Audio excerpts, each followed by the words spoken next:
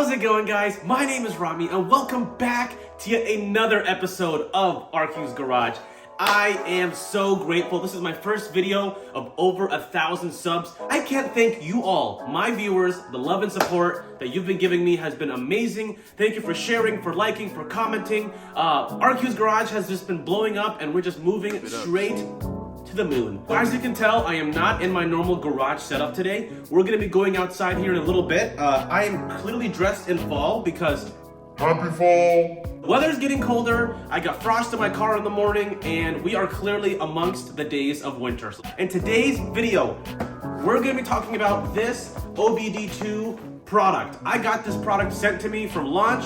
It is the Creader Elite 200. So I'm gonna show you what it's like to open up this bad boy, tell you the features, show you how it works, maybe even scan my car, just so we see actually how this product works. So far, it comes in a really cool box. You can find this on Amazon. I'll put the link in the description below of where to get this product from. But without further ado, let's do a product review.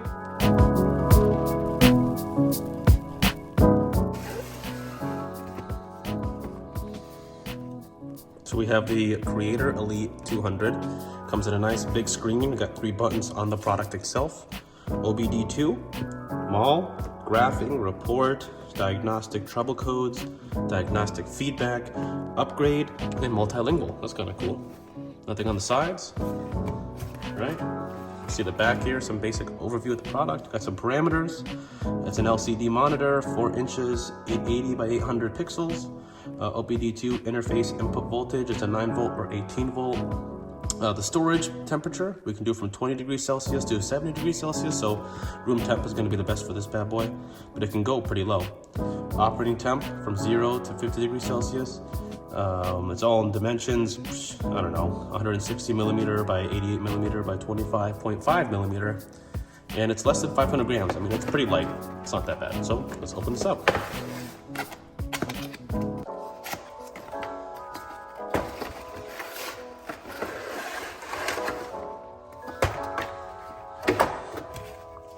So right off the bat, we got some paperwork. Gives you an explanation of where all the buttons are, what the product is. I'm pretty familiar with this, but it's always nice to have paperwork. We have a user manual. If we need any extra help on what to do or how to read something, we can definitely use the user's guide. You know, I don't know everything, so this is gonna be helpful. And this Creator Elite 200, 202, 205, but we got the 200 with us today. Here it is, our product. Nice. It's got a great form factor to it. It's sturdy. This is made of some tough rubber. Got a nice screen protector here. Best part right here. Boom. Love that. So, the OBD's port is pretty sturdy. It's a nice rubber feel to it. Oh, it comes with a nice cap for storage. Nice. Of course, the pin design. Let's see. We have our home button, a book button, and a back button here. Oh, what's down here? Oh, USB Type-C, SD card slot, and don't really know what that is, but it's very accessible. Great, a lot of ports. That's always nice. Great rugged design. But yeah, the screen is nice. Let's go plug it in and check it out. But so far, not too bad. Oh, that's for. Oh, we have a USB cable for charging. That's fire. Always nice to have a cable, USB to USB-C cable. Product feels great, looks great. I actually love the color. I know it's very rugged. You have the launch symbol down here, or the launch emblem. But let's go check it out in the car. Let's actually test it, and let's see how the code reader works, and let's look at the interface. All right, baby, welcome back to the good old Acura. She's been treating me well here. So, we all know how to put a code reader into our vehicle. The port is gonna be somewhere down here. Mine happens to be right by the footwell. There it is. We'll just plug it right in, and we'll put the car in the on position.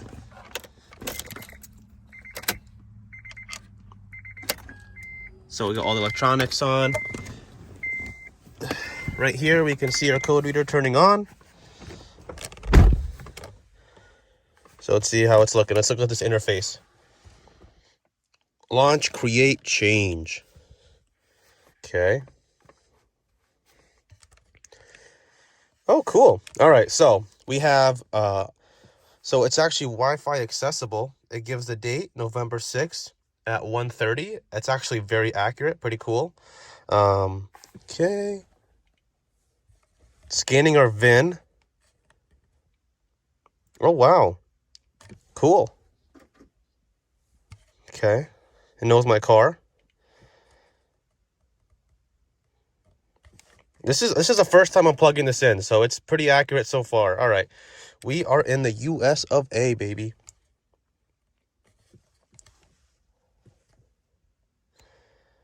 So it's pretty accurate. It's got the engine. It's okay. It's got the VIN, the vehicle type, the year, the engine ID. Nice. Please record or print. The checking will take some time. Want to execute this test? Yeah, let's try it out. Engine's not running. The ignition should be on, but the engine should not be running. All right, I'm there. Health report. Wow. Okay, so right off the bat, I'm very impressed with this product. It's jumping right into it. It has the date. I actually put this in already. I connected to our Wi-Fi. The date is accurate. The time is accurate. It's giving us a health report right now. Wow. ABS system scanning, found one code. SRS, one code. ESP, I don't have electric power steering. I have hydraulic power steering, so it knows that, not equipped it. Occupant position, detection system, seat weight sensor. My car is old. It's an 07, so I don't have any faults there or any codes there. Okay. Basic diagnostic report. So ABS system, something's wrong with it. SRS system, something's wrong with it. Everything else is pretty normal. I can share that. That's actually kind of cool. If I click on it, modulator control unit, initial IG low voltage. Okay, that's good to know. Don't know what that means though, but we'll figure that out. Open or short to ground in the passenger airbag cutoff indicator. Huh. Well, we have some work to do, guys, because I don't know what that means. Basic disclaimer, I can share that. What happens if I share? I love learning stuff about my car. And so the fact that it's giving me valid information that I didn't expect to have, this is awesome. You know, what a cool product. And it's plugged in still down there, as you can see, the little orange. But we're going to come back, see what's going on. Oh, wow. Diagnostic report of Acura. I can send it to somebody if I wanted it to. But let's go home. So that diagnostic was pretty cool. Gave a basic overview diagnostic of the internals, and it was really fast and really efficient. All right, I went through some settings, but I clicked on OBDII, and it's actually scanning everything on the diagnostic. So the VIN, mill status on, diagnostic in the ECU, readiness completed, not supported, data stream supported, 46. It's spark ignition. Wow. Huh. So it's giving me everything from the diagnostics of the motor. Let's see, what if we do data?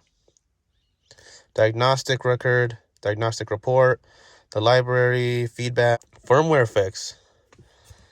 If your VCI doesn't work, please download the latest firmware version, connect to the VCI, and click Fix button to upgrade. When upgrading, please don't do other operations. So you can actually upgrade and fix the firmware. Dang, this thing is way more, is pretty intelligent. Settings. All right.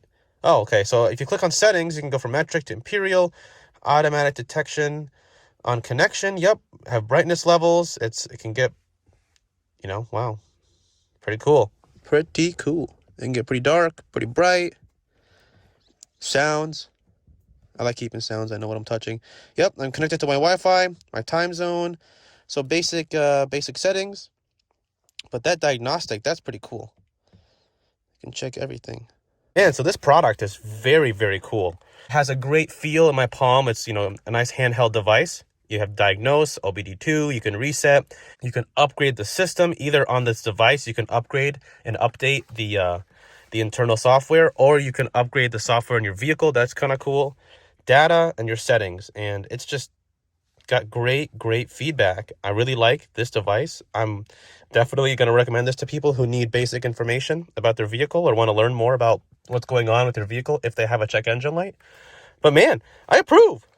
So I just sent that diagnostic code to my email, And I might pull it up on the screen right now. You can see what that email looks like. It's that same diagnostic code I scanned on my vehicle. You can actually send from that device to your current email and actually get the code, so you have it on your laptop, on your computer, on your iPad, and then you can quickly just search the web on how to fix it, or what it is and what it means exactly.